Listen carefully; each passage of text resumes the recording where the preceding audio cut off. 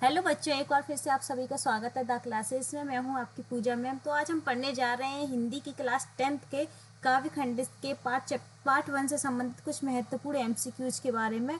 इससे संबंधित हम प्रश्नों के बारे में पहले जान चुके थे, साथ ही हमने सूरदास जी की परिचय को भी पढ़ लिया था और इससे संबंधित महत्वपूर्ण पदों के बारे में भी हमने पढ़ लिया था। तो चलिए हम शुरू करते हैं बिना किसी देरी के।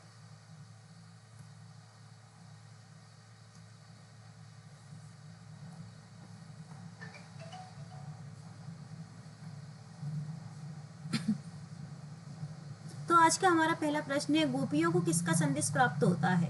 ऑप्शन है हमारे बलराम का, कृष्ण का, यशोदा का, अर्जुन का। तो गोपियों को कृष्ण का संदेश प्राप्त होता है, जो कि कौन लेकर आते हैं? उद्धव जी लेकर आते हैं। उद्धव जी किसका संदेश लेकर आते हैं? कृष्ण का। उसमें क्या होता है? योग की बातें लिखी होती हैं,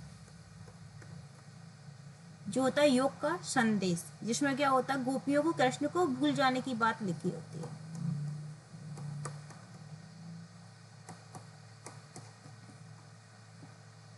अगला प्रश्न हमारा, गोपियां किस आशा पर जीवित थी? कृष्ण का दर्शन होगा, उद्धव उन्हें ले जाएंगे, कृष्ण लौट कर आएंगे, मथुरा से संदेश आएगा। तो गोपियां कृष्ण के लौट कर आएंगे इस बात को सोचकर जीवित थी कि कृष्ण लौट कर आएंगे तो हम उनसे अपने मन की सारी बातें कर पाएंगे।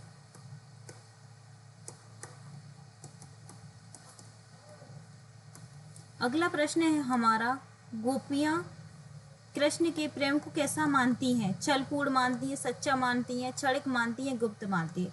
तो वो उनके प्रेम को छलपूर्ण मानने लगी हैं, क्योंकि उन्हें लगता है कि कृष्ण ने क्या कर लिया? राजनीति पढ़ ली है, जिससे वो और अधिक चालाक और चतुर हो गए हैं। इस कारण वे अब पहले बुरे लोगों के साथ छल करते थे, लेकिन अब हम लोगों के साथ ही क्या करने लगे हैं? छल करने लगे हैं। विरहिणी विरह दही में कौन सा रस प्रयुक्त है? तो यहाँ विरह की बात हो रही है, तो विरह किस रस में आता है? श्रृंगार रस में। श्रृंगार रस के दो पार्ट होते हैं, एक संयोग और दूसरा होता है वियोग। संयोग में मिलन की बात होती है, जबकि वियोग में होती है विरह या बिछड़ने की बात। तो जहां कहीं भी अगर विरह शब्द देखने को मिले तो समझ जाना कि श्रृंगार रस है वहां पर हमारा। अगला प्रश्न है, गोपियां कृष्ण को किस रूप में मानती हैं? गुरु के रूप में, राजा के रूप में, जीवन के आधार के रूप में या योगी के रूप में? तो गोपियां कृष्ण को जीवन जीने का आधार मानती हैं। क्या? जीवन जीने का आधार। योग का नाम सुनकर गोपियों को कैसा लगता है? शीतल जल जैसा, कड़वी ककड़ी जैसा, शहद जैसा, अमृत जैसा। तो योग का नाम गोपियों को कैसा लगता है? कड़वी ककड़ी जैसा, जिसे खाकर क्या कर दिया जाता है? थूक दिया जाता है। योग को ना तो कभी गोपियों ने देखा है, ना भोगा है, ना समझा है।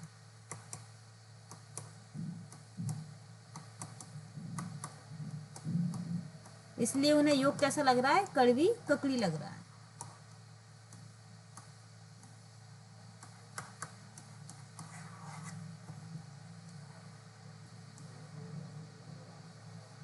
अगला प्रश्न है, गोपियां योग संदेश किसे देने को कहती हैं? नंद बाबा को, राधा को, जिनका मन चक्री की तरह चंचल है, या बलराम को? तो गोपियां योग का संदेश उनको देने की कहती हैं जिनका मन क्या है? चक्री की समान चंचल है। आज यहाँ, कल वहाँ, कल किसी और के यहाँ, फिर अगले दिन किसी और के यहाँ, ऐसे भटकता रहता है।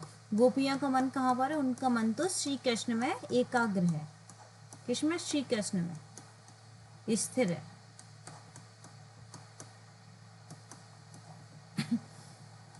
अगला प्रश्न है, गोपियों के अनुसार उनका मन कहाँ स्थित है?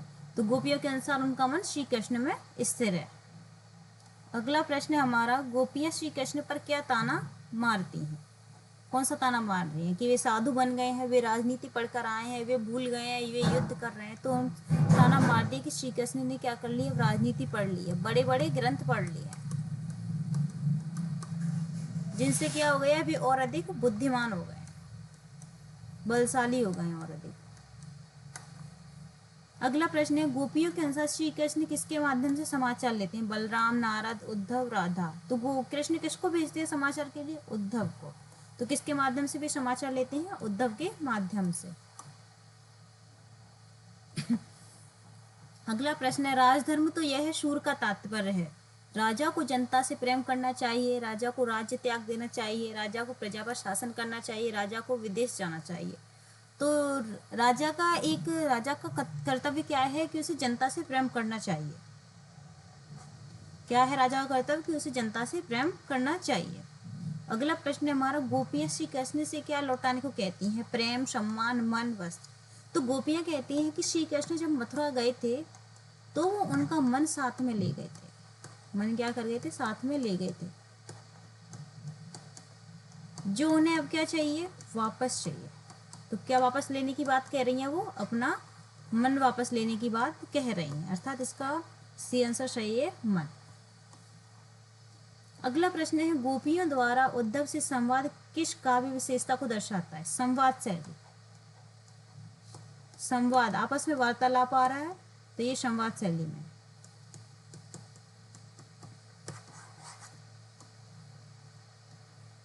अगला प्रश्न है हमारा, गोपियां श्री कृष्ण के धैर्य खोने को किस कारण उचित ठहराती हैं? वे योगी बन गए हैं, उन्होंने वचन भंग कर दिया है, उन्होंने प्रेम की मर्यादा नहीं निभाई है, उन्होंने गोपियों का सम्मान नहीं किया। तो धैर्य खोने का मतलब है कि श्री कृष्ण ने क्या किया है? प्रेम की मर्यादा को नहीं निभाया है। प्रेम की मर्यादा है कि प्रेम के बदले प्रेम दिया जाए। प्रेम की मर्यादा क्या है? प्रेम मर्यादा प्रेम के बदले प्रेम हो। लेकिन कृष्ण ने क्या किया है? यहाँ पे प्रेम मर्यादा का उल्लंघन किया है। उन्होंने प्रेम के बदले क्या दिया? योग संदेश भेजा है, अर्थात यहाँ पे श्री कृष्ण ने प्रेम की मर्यादा का उल्लंघन किया है। अगला प्रश्न है, पदों की प्रमुख रसात्मक विशेषता क्या है? श्रृंगार, संयोग, श्रृंगार, वियोग, शांत रस, करुण रस। तो सबसे ज्यादा पदों में हमें क्या देखने को मिला है? विरह देखने को मिल रहा है। किसका विरह? गोपियों का। किसके प्रति देखने को मिल रहा है? श्री कृष्ण के प्रति। वे श्री कृष्ण से बिछड़ चुकी हैं, इसलिए उनकी याद में ही जी रही हैं। तो यहाँ पर कौन सा श्रृंगार रस होगा हमारा? संयोग, श्रृंगार, वियोग, वियोग श्रृंगार रस, अर्थात आंसर बी सही है इसका। अगला प्रश्न है, पद में चक्री किसका प्रतीक है? मन की स्थिरता का, मन की चंचलता का, प्रेम का भ्रम, योग का प्रभाव। चक्री मतलब जिनका मन चंचल है, चंचल, अर्थात चक्री किसका प्रतीक है? मन की चंचलता का। अगला प्रश्न है हमारा, गोपियां किससे अपनी पीड़ा कह रही हैं? अर्जुन से, उद्धव से, बलराम से, राधा से। तो गोपियों के पास योग का संदेश लेकर कौन आता है? उद्धव जी आते हैं। तो वे किससे अपने मन की पीड़ा कह रही हैं? उद्धव से, और उनको ताने भी कर रही हैं कई प्रकार के। अगला प्रश्न है, गोपियां किसकी प्रतीक्षा कर रही हैं? उद्धव की, बलराम की, श्री कृष्ण की, राधा की। तो वो श्री कृष्ण की प्रतीक्षा कर रहे हैं कि श्री कृष्ण वापस आएंगे, जिससे वो अपनी मन की बात है उनसे कह पाएंगे। किसका इंतजार कर रही हैं वो? श्री कृष्ण का। अगला प्रश्न है, गोपियों का मन कैसा हो गया है? शांत, प्रसन्न, दुखी, क्रोधित। तो गोपियों का मन दुखी हो गया है। वे श्री कृष्ण से दूर जाने के कारण कैसी हो गई हैं? दुखी हो गई हैं।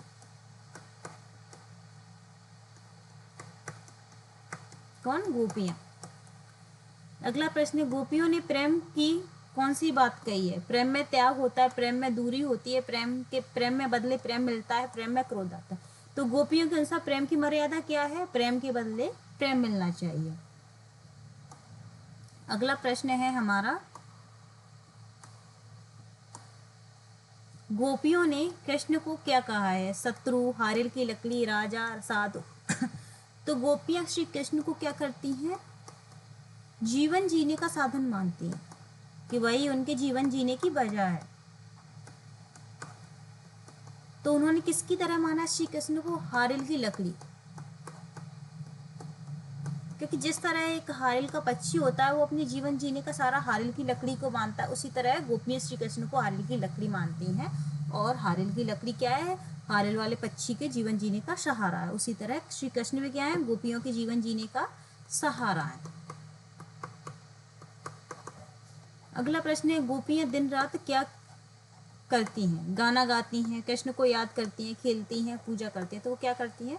कृष्ण को याद करती रहती हैं। और क्या रटती है? कान्हा कान्हा रटती रहती हैं।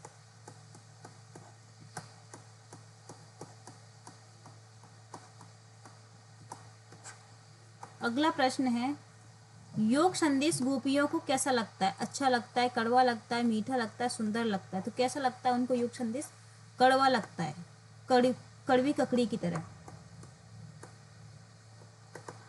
जिसे क्या कर दिया जाता है? थूक दिया जाता है।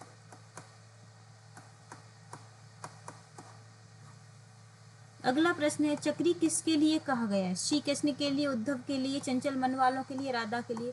तो चक्री का मतलब यहाँ पर क्या बताया गया है? चंचल मन, जिनका मन स्थिर नहीं है, एक जगह नहीं है, आज यहाँ कल वहां, फिर कहीं और, ऐसे भटकता रहता है। गोपियों का मन कहाँ है? तो गोपियों का मन श्री कृष्ण में लगा हुआ है, उनका मन श्री कृष्ण में ही स्थिर है या एकाग्र है, एकनिष्ठ प्रेम है। गोपियों का श्री कृष्ण के प्रति क्या है? एकनिष्ठ प्रेम।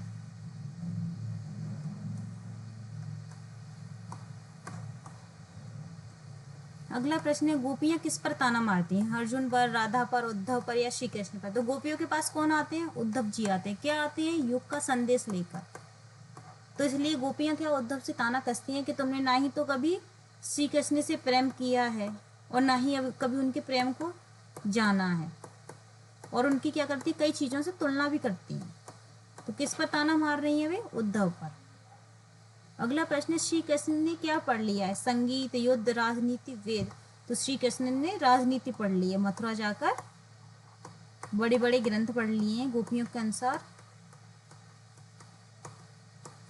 जिससे वो क्या हो गए हैं? पहले से भी ज्यादा बुद्धिमान हो गए हैं,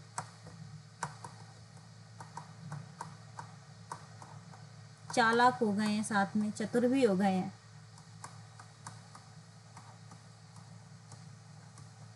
और वो अपना राजधन भी भूल गए हैं।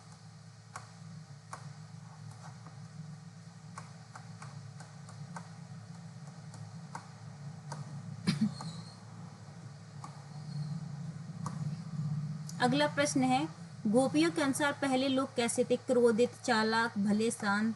तो गोपियों के अनुसार पहले लोग भले थे, जो किसी की रक्षा के लिए तुरंत ही दौड़े चले आते थे। अर्थात यहाँ पर वो किस पर व्यंग कस रही हैं? श्री कृष्ण पर व्यंग कस रही हैं। अगला प्रश्न है, गोपियां श्री कृष्ण से क्या मांगती हैं? वस्त्र, मन, उपहार, योग? तो गोपियां श्री कृष्ण से अपना मन वापस लेने की बात कहती हैं, जो श्री कृष्ण क्या कर गए थे? ले गए थे। जब श्री कृष्ण मथुरा गए थे तो उनका मन अपने साथ ले गए थे, उनका प्रेम, इसी को वो वापस लेने की बात कह रही हैं। अगला प्रश्न, राजधर्म का क्या अर्थ है? राज्य करना, न्याय करना, युद्ध करना, ध्यान रखना? तो इसका अर्थ है न्याय करना, प्रजा के साथ किसी भी प्रकार का अन्याय ना हो, यही राजधर्म है। प्रजा के साथ क्या ना हो? अन्याय ना हो। ये क्या है? एक राजा का कर्तव्य है। प्रजा की देखभाल हो, प्रजा को किस चीज की जरूरत है इसकी देखभाल रखे, ध्यान रखे, यही क्या है? एक राजा का प्रमुख कर्तव्य है। अगला प्रश्न है, मर्यादा ना लही का तात्पर्य क्या है? मर्यादा का पालन, मर्यादा की रक्षा, प्रेम की मर्यादा को उल्लंघन, या सम्मान का? तो यहाँ पे गोपियों ने मर्यादा न लही का तात्पर्य बताया प्रेम की मर्यादा का उल्लंघन, जो कि श्री कृष्ण कर रहे हैं। प्रेम की मर्यादा क्या है? प्रेम के बदले प्रेम।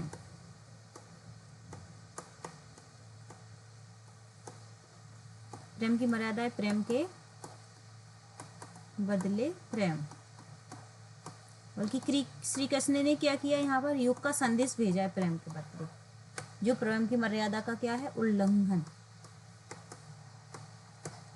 अगला प्रश्न है, गोपियां किसके लौटने की प्रतीक्षा छोड़ चुकी हैं? उद्धव, बलराम, कृष्ण, नारद? तो किसके लौटने की प्रतीक्षा छोड़ चुकी हैं? कृष्ण की, कि कृष्ण अब कभी वापस नहीं आएंगे। अगला प्रश्न है, नंद नंदन और में नंद नंदन से अभिप्राय है बलराम, राधा, श्री कृष्ण, उद्धव? तो नंद नंदन किससे बोलती है? वो श्री कृष्ण से, क्योंकि वो नंद पुत्र थे।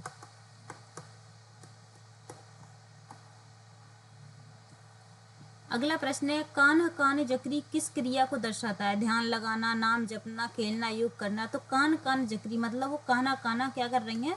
नाम जप रही हैं। किसका नाम है ये? श्री कृष्ण का, कान्हा कान्हा। सोते जागते, उठते बैठते, खाते पीते क्या जपती हैं वो? कान्हा कान्हा।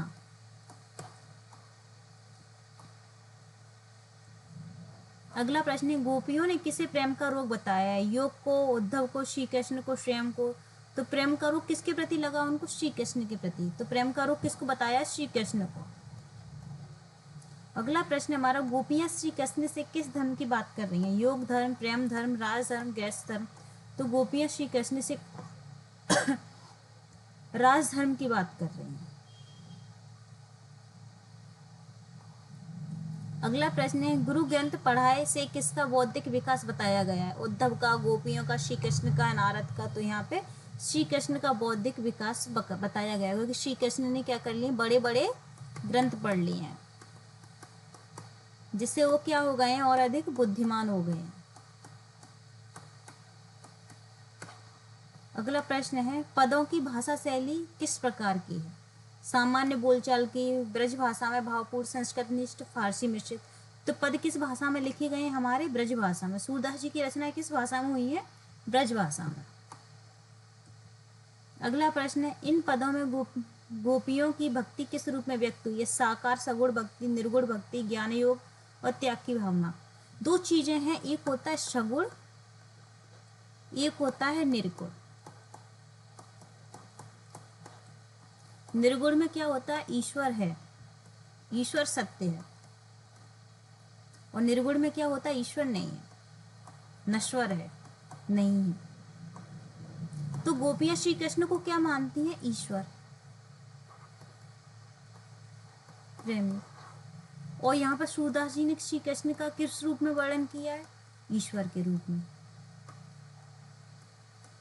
तो अर्थात यहाँ पर कौन सी भक्ति है? सगुण और सगुण या साकार भक्ति। निर्गुण में ईश्वर को नहीं माना जाता है। यहाँ पे इन पदों में कौन सी भक्ति देखने को मिलती है हमें? सगुण भक्ति। अगला प्रश्न है, हरि है राजनीति पढ़े आए, यह पंक्ति किसका व्यंग्य करती है? उद्धव की राजनीति, कृष्ण के व्यवहार में बदलाव, राधा की चुप्पी और गोकुल वासियों की भूल? तो हरि है राजनीति पढ़ा है, ये पद गोपियां किसके लिए बोलती है? श्री कृष्ण के लिए। श्री कृष्ण ने क्या कर लिया? राजनीति पढ़ ली है। कहाँ जाकर? मथुरा जाकर, क्योंकि वो राजा बन गए हैं। अगला प्रश्न है, समाचार सब पाए, इस पंक्ति में उद्धव की कौन सी भूमिका दिखती है? तो उद्धव समाचार देने के लिए किस रूप में आए हैं? क्या बनकर आए हैं? श्री कृष्ण का, श्री कृष्ण का कवि, श्री कृष्ण का योगी, श्री कृष्ण का दूत या संदेशवाहक या राजा? तो यहाँ पे उद्धव की भूमिका क्या है? दूत या संदेशवाहक की, क्योंकि वो उनका समाचार लेकर आए, उनका दूत बनकर आए।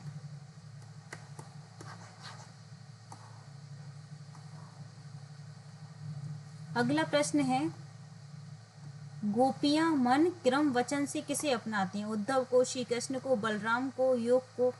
तो श्री कृष्ण को अपनाती हैं। श्री कृष्ण को क्या मानती हैं? अपना मानती हैं। सूरदास के पदों में गोपियों का प्रेम किस प्रकार का है? सांसारिक, समर्पण, स्वार्थ से युक्त, संयमी? तो गोपियों का प्रेम किस प्रकार का? समर्पणमय, वे सब कुछ समर्पित कर देना चाहती हैं। किस पे? श्री कृष्ण पर।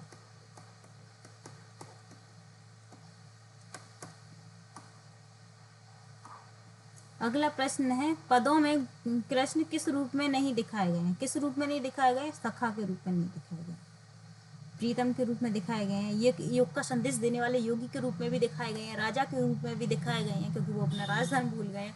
तो किसके रूप में नहीं दिखाए गए? सखा के रूप में नहीं दिखाए गए हैं। अगला प्रश्न है, पद किसकी रचना है? सूरदास, तुलसीदास, मीराबाई, जयशंकर प्रसाद? तो पद है सूरदास जी की रचना। सूरदास जी के किस पाठ से लिया गया? भ्रमर गीत से लिया गया। ये पूछा जाता है, किससे लिया गया? भ्रमर गीत से लिया गया। भ्रमर गीत से कुछ पंक्तियां उठा ली गई हैं जिनको पढ़ना। अगला प्रश्न आप लोगों के लिए है, योग संदेश कौन लेकर आता है? हमारे ऑप्शंस हैं कृष्ण, बलराम, उद्धव, स्वयं, गोपियां। तो इसका सही उत्तर कमेंट में दीजिएगा। अगर वीडियो अच्छा लगा हो तो लाइक कमेंट जरूर करें, साथ ही हमारे चैनल को सब्सक्राइब करना ना भूलिएगा।